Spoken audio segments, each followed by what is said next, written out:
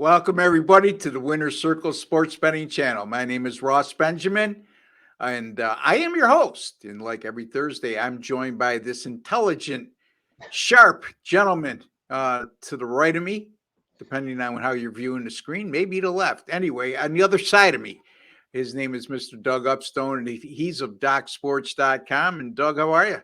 I'm doing well, Ross. And you said the word intelligent. I wasn't sure where you were going with that because I don't see a lot in this room, anyways, from that standpoint. Well, yeah. But anyways, hey, you know what? Hey, we got wild card action this weekend in the NFL, and I know you've been working diligently on your selections, and so have I. So I am looking forward to a big weekend. Okay, from that standpoint, and. There's a couple of games that could get out of hand, but by and large, things look like they're going to be pretty interesting.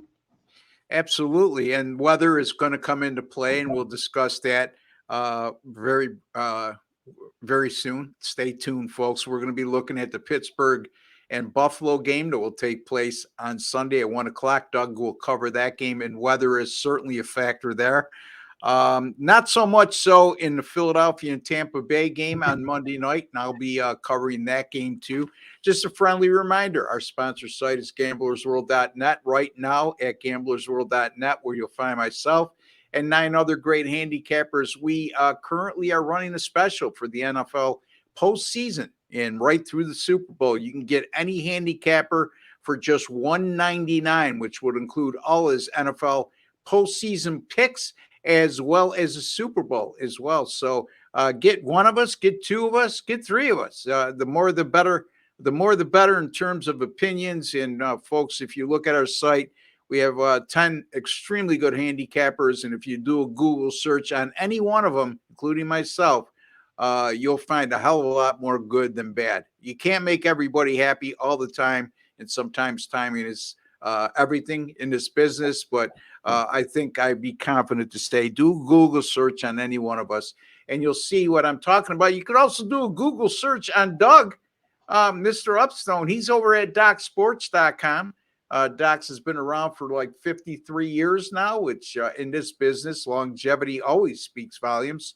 You don't last that long unless you're successful. You don't last that long like us two have, which has been over 2 decades now in this business and doing it full time if you're not successful as well. So in any event, folks, the other thing I'd like to remind you on, if you have not subscribed to our YouTube channel, we surpassed 12,000 views or 12,000 subscribers this week. So that's a great thing. And over close to 300 new subscribers over the last 28 days or so, which we can't thank you enough. But if you have not subscribed yet, you'll see a black subscribe button right underneath your video box. You click on that, it'll get you subscribed, and it's absolutely free to do so. There's no hidden agenda, no strings attached. You'll be privy to, and I'm very biased, but I'm very confident when I say this, the best sports betting podcast on the internet today in this type of format. So again, if you're on your PC, by the way, you'll see a WC logo in the bottom right-hand corner of your screen. Just click on that, and that will serve the same purpose as hitting that subscribe button in the other manner. And don't forget, folks, let's make your life even easier. This goes for people who have subscribed already and all you new subscribers. Go into your YouTube settings. It'll take you 2 seconds. Click on the alert notification bell for the Winner's Circle Sports Betting Channel. You'll be notified immediately upon any of our podcasts being published on our channel. That's 6 podcasts a week. So instead of coming back and forth to check, because we only go live once, and that's tomorrow afternoon at 3 p.m., every Friday at 3 p.m. Eastern time. But on our 5 archive shows, Monday through Thursday, instead of coming and checking if the show is up yet, you'll be notified immediately, and you'll know it's up. And whenever it's convenient for you, you can click on and see what we have to say for that particular moment in time. Doug, all right.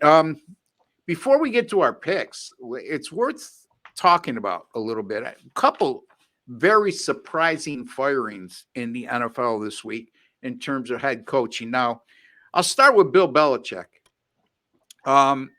Is it a huge surprise that he was let go, or they came to an amicable agreement to part ways? No, because it's been rumored for quite some time now.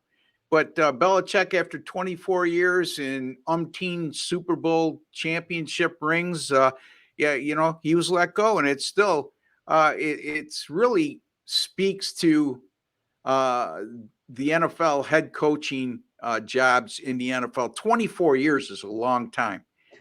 Nobody lasts that long unless they have a lot of success. And I guess, you can make the argument. A lot of people, the pundits will say, well, he was a great coach as long as he had Brady, and all his championships came with Brady. And I guess there's some validity to that. But what's your take on what you've seen with Belichick leaving New England? Well, like you, no one's really surprised. I mean, I think we all saw this coming, and I've said this before. It's not. I think he's a better coach than he is a general manager, and that's what's kind of happened. Okay, is that things just sort of fell apart. They did not bring in enough talent on that team, and so it's just this is where they are. In terms of the other aspect, though, winning championships, I'm hard pressed to believe that, with rare exception. Let's see here, with the coaches that had Joe Montana and Steve Young, okay, they did pretty well, okay, with a quarterback. I mean, Troy Aikman, yeah, that worked out pretty well for Dallas, having him. Not a lot of Super Bowl since he's left, right? So it's just so I think it goes hand in hand. If you have a really good head coach and you have a really good quarterback and you surround them with talent, they have an opportunity to win. Okay, and that's really just the bottom line on that particular topic. So do I think he could get hired again? Well, here's the thing, and if you want to throw in Pete Carroll into this as well, if you have a team, okay, because both guys I believe are 72. If you have a team that the front office and the ownership truly believes can get to the Super Bowl in the next year or two, you go out and sign one of those guys to a 3-year contract. Whether they finish the third year or not, okay, that's up to the ownership. But if you really believe that, I think that's a good thing to do. Okay, I'll use Marv Levy as kind of an example, okay, of that, with the Buffalo Bills. And so I would go the same route. What do you think, Ross? I think a lot will have to do with who the general manager is, above and beyond what you. And I think there's a lot of credence in what you just said. That at 72 years old, you don't want to be taking on a team that's rebuilding or Right. or restructuring or whatever the case may be. A team that's not close. And I think management and Belichick and Pete Carroll, if we're going to throw him into the equation, would feel the same way. If they're going to take on another head coaching responsibility, it's not going to be in Carolina. It's not going to be, not to pick on Carolina, but they're far off and they have a lot of weaknesses right now. And that's a situation we see every year, that one team comes out of the woodwork and makes a drastic improvement. I just don't see that being the case with Carolina. I'm not sure that they drafted the right guy at quarterback. And there's just a lot of other deficiencies on that team. Anyway, not to pick on Carolina. I do think a lot of it's going to have to do with the general manager as well. Okay. So I don't know if you want to consider a team like Tennessee close. I guess you can make a case for that, but so. My point being is these two guys are set in their ways, Carroll and Belichick. And I would find it hard to believe that anybody who's a general manager right now that wants to call the last shots, that wants to be in total control, that just wants a head coach to coach on the field and not have any input in terms of personnel. These are not the guys you want to hire, especially Belichick. And Carroll as well. I mean, look, he ran Russell Wilson out of town, Pete Carroll. And, in hindsight, that decision was right. So they did pretty good. And he gets fired after a 9-8 year. And look at his record. I mean, you're talking about two coaches with very good winning records with the franchise that just let him go. So I think the combination of what you said, Doug, in terms of if a team is close and management thinks they're close, and a short contract to a 72-year-old head coach that has proven they could take their teams to the promised land is one phase. and the other is going to have a lot to do with who the general manager of that specific team is, and what he expects and how big his ego is. Because if you have a general manager with a big ego and wants power and is a power control freak, you don't want to be hiring these two guys. And the other coaching change that I thought was shocking to me out of all three, Pete Carroll coming second in that regard. Belichick, not so much a surprise, but Mike Vrabel in Tennessee. I just mentioned last week when we were talking about the Tennessee-Jacksonville matchup that how the Titans aren't going to quit on Mike Vrabel, and certainly enough, they didn't. And they beat Jacksonville, who needed to win that game to win the division. And lo and behold, a couple days later, they get rid of Vrabel. And, Doug, I also followed that up by saying that if I was a general manager and Vrabel got let go, he would be in my top three guys that I would go after. So your thoughts on him, and then we'll move on to the picks. Yeah. Well, first of all, I mean, not that he wants the job, but he seems, like the guy for New England. It would seem, right? Right. I mean, so that makes the most sense. It's going to take some time, but and you mentioned general managers. Well, what did the general manager for Tennessee do for that team? Okay, in the last couple of years, got rid of J.B. Brown. Okay, one of the best receivers in the NFL. Got rid of some other guys. Moved on. Weakened the team. So what's a coach to do? Okay, from that standpoint, it's like, it's pretty difficult to win. So from that standpoint, so then I guess they decided to make Vrabel the fall guy. And, we don't know what on behind the scenes, maybe some things that he might have said or whatever from that standpoint. Regardless, okay, I think he'll get a job as soon as he wants one, okay, and he'll take the one that he likes the best and just go on from there. So, yeah, it was pretty shocking, but also kind of shows some ownership and general manager deficiencies with that team as well. Yeah, and according to what I read, and again, what I read, nothing confirmed. I don't know anything more than what you do out there that have read articles in that regard. Is it was a personality conflict between him and the general manager, and the general manager's thoughts on the direction he wanted to go with the club, and what Vrabel was doing on the field in terms of head coaching decisions. It sounds like they were butting heads. So, you know what? Somebody's going to be real lucky because they're going to get Mike Vrabel as a head coach. And I think he's an excellent head coach, and we'll see. And by the way, it's A.J. Brown, not J.B. Brown. Sorry. Not to correct you, Doug, but I know if I don't, I know what you meant. Most people know what you meant, but my bad. Our viewers, they can't wait to chime. Anytime we make a mistake grammatically or mispronounce a name, they want to equate that to we don't know what we're talking about. So that's why I'm bringing it up. Yep. All right, so let's get to our games. All right, and you're looking at the Steelers and the Bills. The Bills, 10-point favorite. This total opened at 41. It's down to 35.5. All predicated on weather. Okay, Nothing to do with money. And we're looking at up to 30-mile-an-hour gust. We're looking at temperatures in the mid-20s.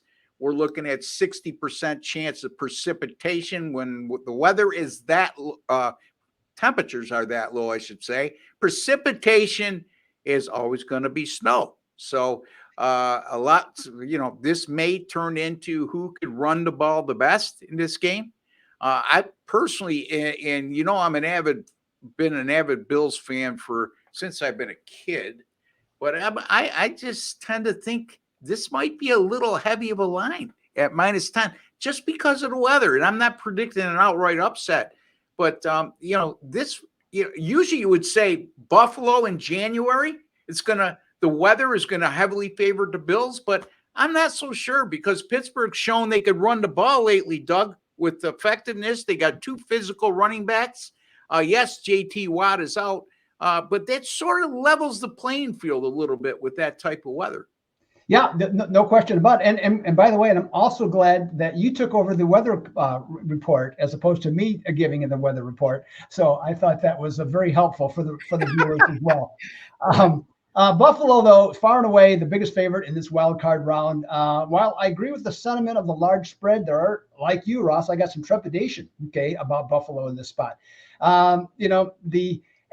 Since beating the Chiefs, or playing, I'm sorry, the Chiefs, the Cowboys, and the Eagles in no particular order, they played 3 kind of listless games, and certainly not complete games by any stretch of the imagination. Now, they still won the AFC East, okay, so that was good for them. But, they had committed 6 turnovers in their last 3 games. Okay, that's not good. That's get you in trouble in playoffs against anybody. Pittsburgh, by the same token, comes into this one having generated a half a dozen turnovers in their last 6 games on defense, and they're 3-0 straight up and against the spread to be able to reach this point. Mason Rudolph, well, we've seen a lot of quarterbacks this year that have come out of literally nowhere and performed well, and he certainly has. Okay, and he only got the job by default. Kenny Pickett was injured. Mitchell Trubisky was Mitchell Trubisky. Okay, from that standpoint, but you know what? He's done the job. Will the Cinderella story continue? Well, we will certainly find out from that standpoint here. But Buffalo winning to me is a foregone conclusion. Okay. With Pittsburgh's rushing attack, I think they can at least slow it down. Okay, especially if the winds are really blowing, which means that Rudolph, who has a good arm, and he has I think he ended up in those 3 games, I think the second most touchdown passes of 60 yards or more in the NFL this year. But the weather conditions are going to take away anything with the long ball in this one. Do I think they can win by 14 or more points? Buffalo, yes. But here's the thing. I just don't trust them at this big of a number. So what I'm going to recommend, Ross, here for the show is to consider a 7-point teaser. Okay, so what I'm going to do is say take Buffalo from -10 down to -3, and you go through some key numbers of 6 and 7, and then go under 42.5. The game looks like it's going to be low scoring. The weather seems to be able to dictate that. So I don't know that we're going to reach 40. So my official play for the show is a 7-point teaser, Buffalo -3 and the under 42.5, and to take advantage of the numbers in this game. So again, folks, that's a 7-point teaser, not your customary 6-point, which means you're going to be laying a little more juice. Yes. But remember, the juice only counts when you lose. But he's going to take a teaser, 7-point teaser, Buffalo -3 and under 42.5. I guess with the high winds, yes, the passing game is going to be affected on both sides. 2 quarters, they're going to have the wind behind their back. You would think that's a distinct advantage if that occurs. Yes, but still, having the wind behind your back doesn't make you more accurate of a passer. You have to account for the wind as well. I would say that it favors Buffalo in the regards to Josh Allen has one of the strongest arms, if not the strongest arm in the NFL right now. And Mason Rudolph is not really in that category yet, or has been, or will ever. And he's also performed very well, though. It's going to come down to the running game. And I would say that if Buffalo can jump on a lead here early on and get Pittsburgh out of being one-dimensional and trying to grind things out and shorten the game, it would be to their advantage. But I'm not so sure that that's going to be that easy. And again, folks, I'm not calling for an outright upset here. I think the Bills get the win here. Mm-hmm. I also think this might be the most dangerous game for Buffalo. I do believe if they win this game, I really like their chances to get to the Super Bowl. This game scares me more than what may be coming up against Kansas City and Houston, that's more reliant on their passing game than the running game, and possibly even Baltimore in the AFC Championship game. But let's not put the cart before the horse. And I agree with Doug, the safe play here on the teaser with those weather conditions. And again, it's going to come down to who's going to have the better running game. And here's the thing with Josh Allen, okay? Everybody talks about his turnovers. And I get it. I get it, man. And yeah, when it gets to the playoffs, you can't turn the ball over that much. But, he turned the ball over 3 times last week. The one was an atrocious interception on the 5-yard line from the 5-yard line of Miami early in the game, okay? Never should have threw that ball, should have threw it away, take the 3 points. The other one was on a 4th and 2 play where he had nowhere to go with the ball, and he lofted it into the end zone and put it up for grabs, and it got intercepted. Miami intercepts it stupidly because they cost themselves 23 yards in field position by doing so rather than just batting the ball down. So, okay, nothing to lose there. And wasn't as bad a result as people just look at just a sole interception. The strip sack, yes, he's got to stop with carrying the ball so loosely. But, you know, you can't take the guy's identity away, okay? Here's the thing. You could stop Josh Allen with turnovers. There was 3 of them, okay? But what are you going to do with the other 69 offensive plays you got to face him for, or the other 60 offensive plays you're going to face him for? He threw for 359 yards.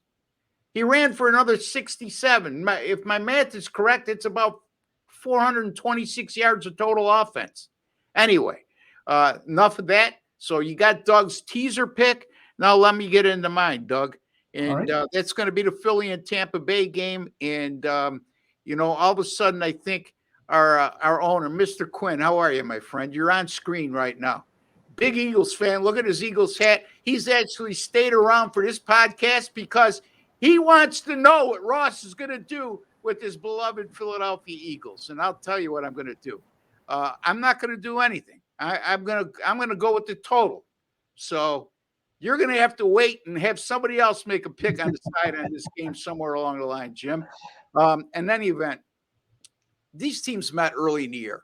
And much to my chagrin, when I had Tampa Bay in that game, the Eagles came away with a 25-11 win. That game was played way back on September 25th. Eagles easily covered as a 5-point favorite. Now they're a 3-point favorite in this spot. And the total is 44, which that was the total exactly when they met the first time around. Now, the 25 points that Philadelphia scored is a little misleading because they had 472 yards of offense in that win. They left a lot of points on the board, settling for field goals when they could have turned them into touchdowns. But again, that 472 yards sticks out to me. The Philadelphia defense that was so good last year and instrumental in getting them to the playoffs and the Super Bowl, I should say, and started out the year along the same path. But over the last 7 games, what is going on with the Eagles defense, Doug? 30.9 points per game allowed over the last 7, over 400 yards allowed on average over their last 7. And this is a Tampa Bay team that over the last 7, here's the thing with Tampa Bay before I get to what the last 7. When they play division opponents that know them well, they've looked entirely different and anemic offensively for the most part against division foes. But when they go outside the division against teams that don't have the familiarity of playing them on a regular basis like their division opponents do, over the last 7 non-division games, they're averaging just short of 25 points per game. And let's not forget, Baker Mayfield, if you look at the numbers, and Jalen Hurts, who was at the beginning of the year, everybody was touting him as an MVP, and I like Jalen Hurts. But if you look at Baker Mayfield's number compared to Jalen Hurts, other than Jalen Hurts' rushing yardage and his ability to get the tush push or whatever they call it, it's almost automatic when it's 4th and 1 or less. Baker Mayfield's numbers are actually better. He's thrown for more touchdown passes, and he's thrown fewer interceptions. So, and you remember, this is a Tampa Bay team that has some pretty good wide receivers in Mike Evans and Chris Godwin, just to name a couple. So I'm going to have a lean here. The weather conditions in Tampa on Monday night, the forecast as we speak. And again, folks, we're recording on Thursday, the 11th. This game doesn't go until Monday, the 15th. So still 4 days away. But the forecast as we speak right now is for temperatures in the high 60s, which is common for Florida at this time of year, even. And also, winds are only 5 miles an hour. There is a forecast for light rain, but if you've been in Florida through the course of time, you know there seems to be a daily forecast for light rain, at least. And again, the rain doesn't bother me. It's the winds that bother me. And the winds are only, like I said, forecasted for around 5 miles an hour. I'm going Philly, Tampa Bay over 44, Doug. All right. So with that, this one, the Eagles, I'm just having a hard time trying to figure out how to trust them. Okay, this team is a shell of themselves from when they started 10-1, and it seems like that unbelievably preposterous stretch of hard games they went through just sucked all the life out of this team. And in turn, I think it seemed to cause lose their confidence. Okay, that's my take, at least on this one. But I'll be honest, I'm not in love with Tampa Bay either. You mentioned, their record, didn't do as well in division games, and their last two, which were division games, they failed to beat New Orleans at home. Okay, in week 16, that could have wrapped up division. They had to go to Carolina to wrap it up, and they scored 9 points against Carolina. No touchdowns. Okay, that's not very good. So in this one, I think the line is right where it should be. And because of this, I'm going to grab the points because I really don't trust either team. I think Philadelphia ultimately will win. And I will agree with your over prediction. And I'll even give you a number. I'll say that Philadelphia wins 24-23.